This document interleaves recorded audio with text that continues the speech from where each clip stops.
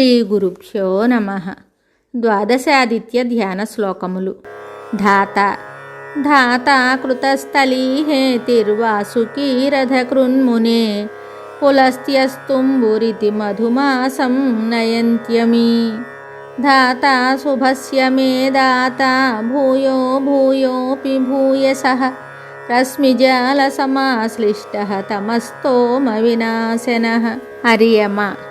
अर्यमा पुलहो धौजाः प्रहेति पुञ्जकस्थली नारदः कश्चनीरश्च नयन्त्येते स्म माधवम्. मेरुशृङ्गान्तरचरः कमलाकरबान्धवः अर्यमा तु सदा भूत्यै भूयस्त्यै प्रणतस्य मे. मित्रोत्रिः पौरुषेयो धतक्षको मेनकाः रथस्वन इति ह्येते शुक्रमासं नयन्त्यमी.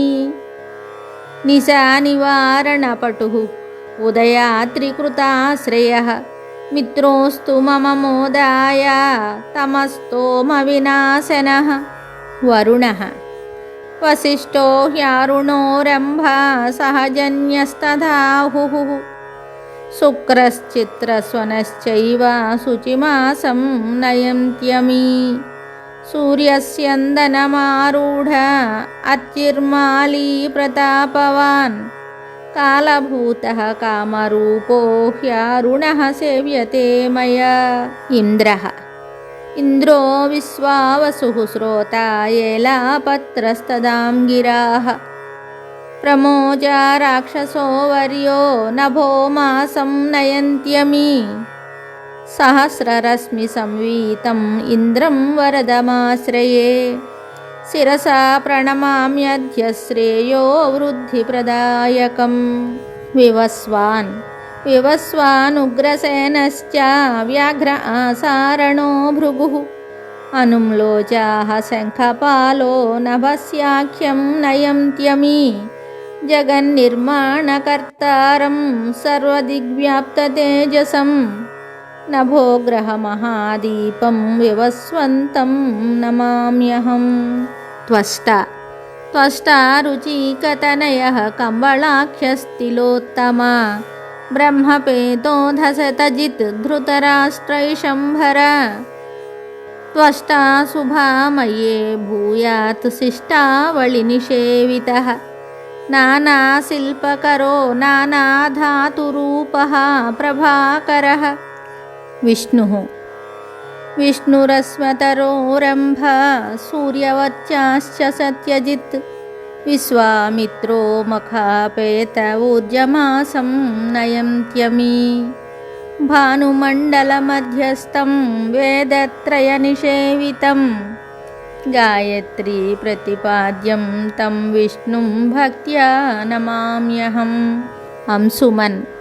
अथांशुः कश्यपस्तार्क्ष्या ऋतसेनस्तथोर्वशी विद्युश्चतुर्महाशङ्कः सहोमासं नयन्त्यमी. सदा विद्रावणरतो जगन्मङ्गलदीपकः मुनीन्द्रनिवहस्तुत्यो भूतिदोंसुर्भवेन्मम. भगः स्फूर्जोरिष्टनेमिः ऊर्ण आयुश्च पञ्चमः कर्कोटकः पूर्वचित्तिः पौषमासं नयन्त्यमी. तिथिमासऋतूनां च वत्सरायनयोरपि घटिकानां च यः कर्ता भगो भाग्यप्रदोऽस्तु मे. पूषा धनञ्जयो वातः सुषेणः सुरुचिस्तथा घृताची गौतमश्चेति तपोमासं नयन्त्यमी. पूषातोषाय मे भूयात् सर्वपापापनोदनात् सहस्रकरसंवीतः समस्तास्यान्तरान्तरः.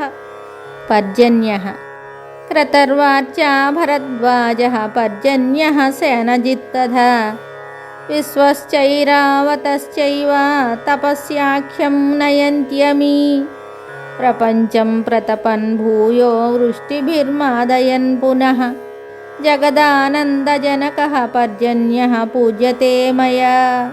ధ్యాయే సదా సవితృమండలమధ్యవర్తి నారాయణः సరసిజాసనసన్నివిష్టः కేయూరవాన్ మకరకుండలవాన్ కిరీటీ హరిహిరణ్మయవపుః ధృతశంఖచక్రः.